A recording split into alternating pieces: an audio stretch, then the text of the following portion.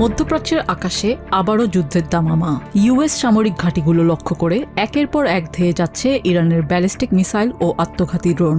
Jordan, Kuwait এবং বাহরাইনে থাকা American সামরিক ঘাঁটিতে এই শক্তিশালী হামলা চালিয়েছে ইরানের ইসলামিক রেভলিউশনারি গার্ড কর্পস বা আইআরজিসি। বুধবার ইরানের রাষ্ট্রীয় টেলিভিশনে প্রচারিত আইআরজিসির খাতাম আম্বিয়া সদর দপ্তরের বিবৃতিতে বলা হয়, হেলিকপ্টার দুর্ঘটনার অজুহাতে ইরানের দক্ষিণাঞ্চলে আমেরিকান আগ্রাসনের জবাবে এই শক্তিশালী অভিযান চালানো হয়েছে। ইউএস বাহিনীকে মনে রাখতে হবে, পুনরায় কোনো আগ্রাসন চালানো হলে আরও ব্যাপক ও মারাত্মক হামলা চালানো হবে। ইরানের পররাষ্ট্র মন্ত্রণালয়ের মুখপাত্র ইসমাইল বাঘেই বুধবার তেহরানে এক সংবাদ সম্মেলনে বলেন, দেশের সুরক্ষায় ইরানের সশস্ত্র বাহিনী যে কোনো মুহূর্তে শত্রুর বিরুদ্ধে কঠোর জবাব দিতে প্রস্তুত এবং এতে তারা বিন্দুমাত্র দ্বিধাবোধ করবে না। রাষ্ট্র পরিচালনায় প্রয়োজন অনুযায়ী কখনো কূটনীতি আবার কখনো সামরিক সক্ষমতার উপর নির্ভর করেই ইরান তার সার্বভৌমত্ব রক্ষা করবে বলে তিনি স্পষ্ট বার্তা দেন। আমাদের সশস্ত্র বাহিনী গতরাতে দেখিয়েছে যে দেশের প্রতিরক্ষায় তারা বিন্দুমাত্র দ্বিধা করবে না। আমরা কূটনীতির ভাষা পছন্দ করি, তবে ওয়াশিংটন পরস্পর বিরোধী বার্তা দিয়ে এবং বারবার যুদ্ধবিরতি লঙ্ঘন করে এই কূটনৈতিক প্রক্রিয়াকে বাধাগ্রস্ত করছে। একই সাথে জায়নবাদী শাসক গোষ্ঠীও লেবাননের যুদ্ধবিরতি লঙ্ঘন করে পরিস্থিতি জটিল করছে। এদিকে সামাজিক মাধ্যম এক্সে দেয়া পোস্টে আমেরিকান বাহিনীকে সরাসরি অঞ্চল ছাড়ার আলটিমেটাম দিয়েছেন ইরানের পররাষ্ট্রমন্ত্রী আব্বাস আরাকচি। তিনি স্পষ্ট জানান, নিরাপদ থাকতে চাইলে এই অঞ্চল ছাড়তে হবে। পারস্য উপসাগরের ইতিহাস বহিরাগত আগ্রাসনকারীদের জন্য কখনোই সুখকর ছিল না। এই সংঘাতের সূত্রপাত গত মঙ্গলবার। প্রেসিডেন্ট ডোনাল্ড ট্রাম্প দাবি করেন, হরমুজ প্রণালীর কাছে আমেরিকার একটি অ্যাপাচি হেলিকপ্টার ভূপাতিত করেছে ইরান। এর জবাবে ওই দিনই সেন্টকমের নির্দেশে ইরানের বিমান প্রতিরক্ষা ব্যবস্থা, গ্রাউন্ড কন্ট্রোল স্টেশন এবং রাডার সাইট লক্ষ্য করে ব্যাপক বিমান ও ক্ষেপণাস্ত্র হামলা চালায় ইউএস বিমান ও নৌবাহিনী। ইরানের সিরিক বন্দর এবং কেশম দ্বীপে এই হামলা চালানো হয়। ওয়াশিংটনের এই দাবির প্রেক্ষিতেও স্পষ্ট বার্তা দিয়েছেন ইরানের পররাষ্ট্রমন্ত্রী। নিজের এক্স হ্যান্ডেলে পৃথক পোস্টে তিনি বলেন, ইরানের ভূখণ্ডের কাছাকাছি থাকা বিদেশি বাহিনীগুলো মানুষের ভুল, দুর্ঘটনা বা ক্রসফায়ারের কারণে প্রতিনিয়ত ঝুঁকির মধ্যে রয়েছে। এই ঝুঁকি এড়াতে তাদের ওই অঞ্চল ছেড়ে চলে যাওয়াই সবচেয়ে ভালো সমাধান।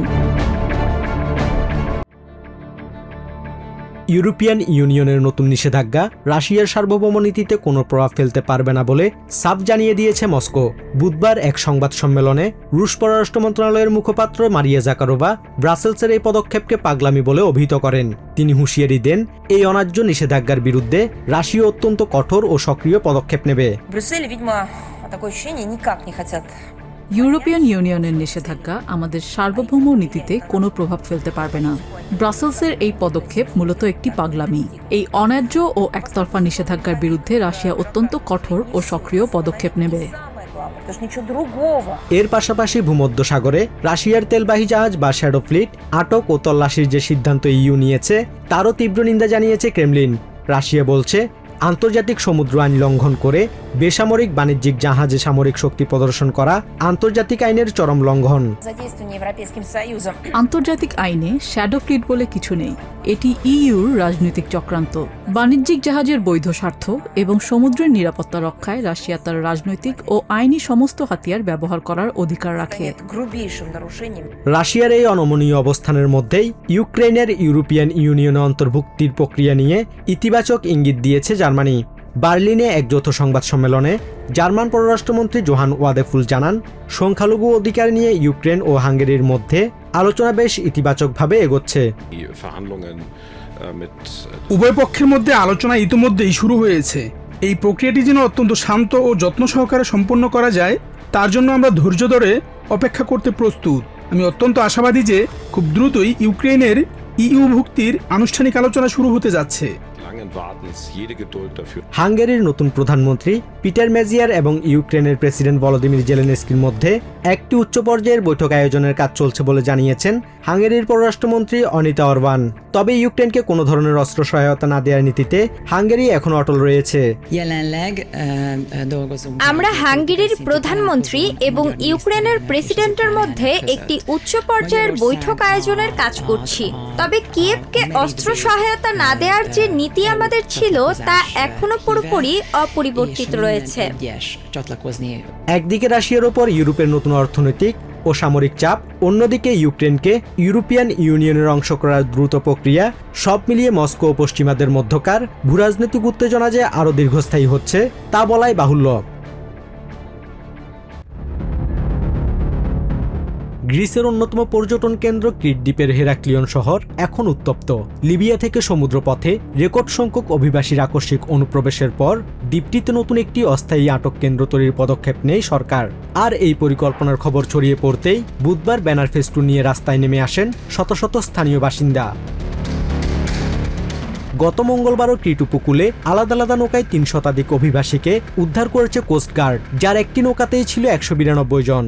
স্থানীয়দের দাবি, ভরা পর্যটন মৌসুমে এই ধরনের কেন্দ্র স্থাপন করা হলে এই অঞ্চলের নিরাপত্তা ও পর্যটন শিল্প মারাত্মক হুমকির মুখে পড়বে। নিরাপত্তাজনিত কারণে আমরা মনে করি এই জায়গাটি অভিবাসীদের রাখার জন্য একেবারেই অনুপযুক্ত। তাছাড়া এটি ক্রিট তথা পুরো গ্রিসের অন্যতম প্রধান ও গুরুত্বপূর্ণ পর্যটন অঞ্চল।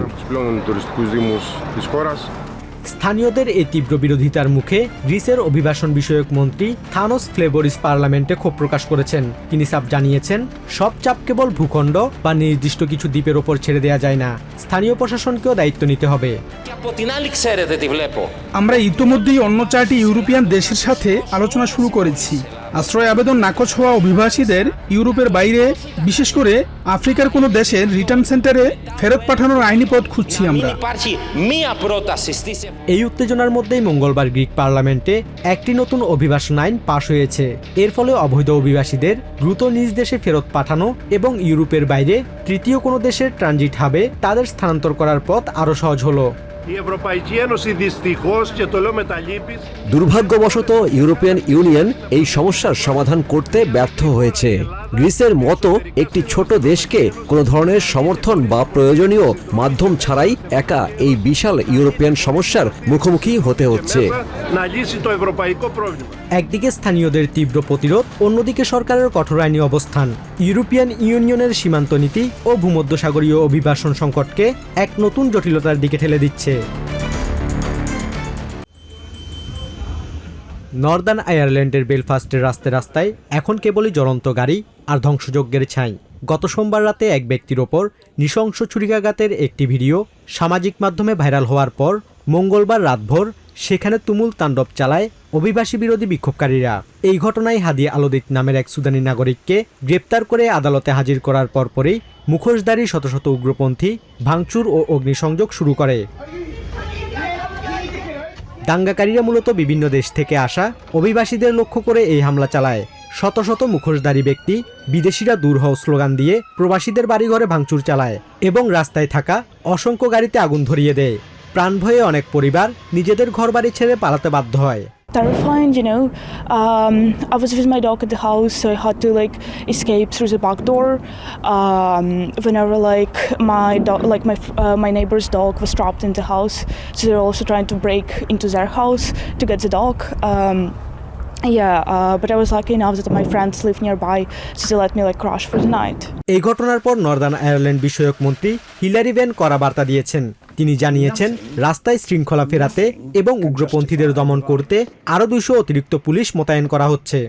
Nothing can justify the violence that we saw on the streets of Northern Ireland last night with masked thugs trying to burn and intimidate people out of their homes. Those organising these protests claim they're doing so to protect communities. In fact, they're doing the very opposite.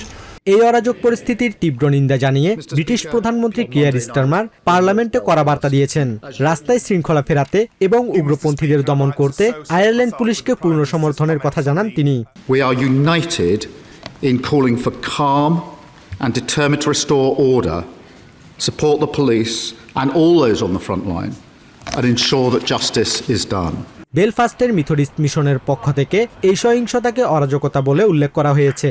তবে এই তীব্র সামাজিক উত্তেজনার মধ্যেই স্থানীয় আদালত মূল অভিযুক্ত সুদানি নাগরিকের জামিন নামঞ্জুর করে তাকে 4 সপ্তাহের হেফাজতে পাঠিয়েছেন। এক ব্যক্তির অপরাধকে কেন্দ্র করে পুরো অভিবাসী সম্প্রদায়ের ওপর উগ্রপন্থীদের এই পরিকল্পিত হামলা বহু সংস্কৃতির দেশ হিসেবে পরিচিত ব্রিটেনের সামাজিক সম্প্রীতি ও আইনশৃঙ্খলার জন্য এক বড় ধাক্কা। চারদিকে সারি সারি শরণার্থীর তাঁবু, আর তারই মাঝে পড়ে আছে যুদ্ধের ক্ষতে বিধ্বস্ত হওয়া অসংখ্য মাছ ধরার নৌকা। অবরুদ্ধ গাজা উপত্যকার বন্দরগুলোর বর্তমান চিত্র এটি। শত প্রতিকূলতার মাঝেও ছেঁড়া জাল বুনে ভাঙা নৌকা নিয়ে সাগরে যাওয়ার প্রস্তুতি নিচ্ছেন জেলেরা। কারণ বাপদাদার আমল থেকে চলে আসা এই পেশা ছাড়া আর কোনো বিকল্প জানা নেই তাদের। তবে এখন সাগরে মাছ ধরা মানেই নিশ্চিত মৃত্যু অথবা বন্দিশালা। এখানকার জেলেরা এই পেশাতেই অভ্যস্ত হয়ে গেছে, আমাদের আর কোনো বিকল্প নেই। বেশিরভাগ জেলেরই অন্য কোনো ব্যবসা বা আয়ের উৎস নেই। মৃত্যু আর এই কঠোর অবরোধের পরও একজন জেলে অন্য কোনো কাজ করতে পারবে না, কারণ সে এই একটি কাজই সারা জীবন শিখেছে। 2023 সালের অক্টোবরে যুদ্ধ শুরুর আগে থেকেই গাজার জেলেদের ওপর সাগরে চলাচলের ক্ষেত্রে কঠোর বিধিনিষেধ জারি করে রেখেছিল তেল আবিব। কিন্তু বর্তমান পরিস্থিতি আরও ভয়াবহ। যুদ্ধবিরতি সত্ত্বেও বন্দর থেকে বের হয়ে মাত্র 100 মিটার এগোলেই জেলেদের মুখোমুখি হতে হচ্ছে ইসরায়েলি গানবোট কিংবা ড্রোন হামলার। ইসরায়েলি সামরিক বাহিনীর এই অব্যাহত গুলির মুখে জেলেরা এখন গভীর সমুদ্রে না গিয়ে কেবল তীরের কাছাকাছি থাকতে বাধ্য হচ্ছেন। আমরা যখন সাগরে নামি আর এই বন্দরের গেটটা পার হই, তখনই আমাদের সামনে এসে দাঁড়ায় ইসরায়েলি মিলিটারি পেট্রোল বোট। প্রতিটা পদক্ষেপে আমাদের ভাগ্য হয় মৃত্যু, না হয় ক্ষতবিক্ষত হওয়া কিংবা গ্রেপ্তার। প্রতিদিন বন্দর থেকে মাত্র 100 মিটার পার হলেই ইসরায়েলি আর্মি আমাদের ওপর চড়াও হয়। ইসরায়েলি যুদ্ধজাহাজ, ড্রোন আর যুদ্ধবিমান প্রতিনিয়ত জেলেদের নৌকায় বোমা মারছে। এটি অত্যন্ত ঝুঁকিপূর্ণ এক যাত্রা। এখন যে সাগরে প্রবেশ করে তাকে নিখোঁজ ধরে নেওয়া হয়, আর যে জীবিত ফিরে আসে সে যেন নতুন জন্ম পায়। যুদ্ধের আগে গাজায় প্রতিদিন 15 থেকে 20 টন মাছ উৎপাদিত হতো, যা ছিল গাজাবাসীর প্রোটিনের মূল উৎস। অথচ এখন পুরো মাস মিলিয়েও উৎপাদন 15 টনের বেশি হচ্ছে না। অর্থাৎ যা আগে একদিনে ধরা পড়ত তা পেতে এখন পার হয়ে যাচ্ছে পুরো 1 মাস। ফলে গাজায় পুষ্টিহীনতা ও খাদ্য সংকট চরম আকার ধারণ করেছে।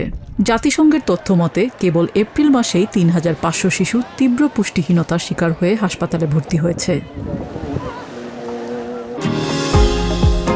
নিউ ইয়র্ক থেকে সম্প্রচারিত TVN 24 টেলিভিশন বিশ্বজুড়ে বাঙালির কণ্ঠস্বর।